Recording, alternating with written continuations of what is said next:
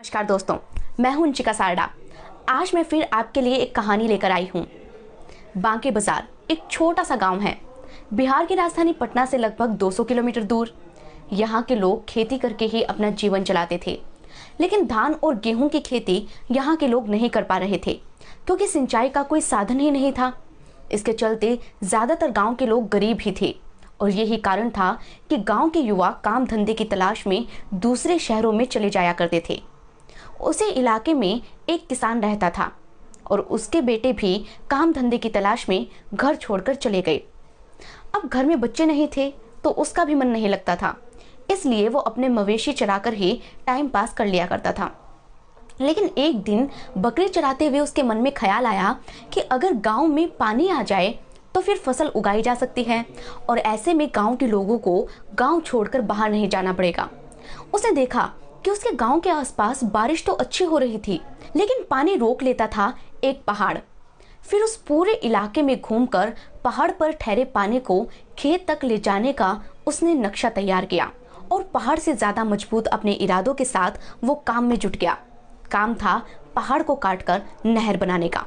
उसे जब भी फुर्सत मिलती वो नहर बनाने के काम में लग जाता। उसकी पत्नी कहती कि क्या फालतू काम है, ये तुमसे नहीं हो पाएगा, लेकिन वो अपने काम में डटा रहता।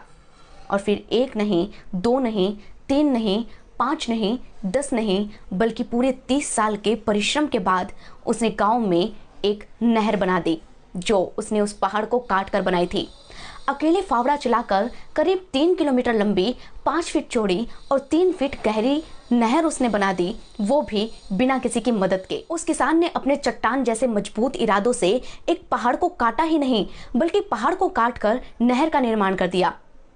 30 साल बाद इस अगस्त में जाकर उसका काम पूरा हुआ और अब की बरसात में उसकी मेहनत का असर दिखाई दिया। जब गांव में नहर पहुंची तो किसानों के चेहरे खिल उठे। उसका ये कारनामा धीरे धीरे अखबारों की सुर्खियों में छा गया।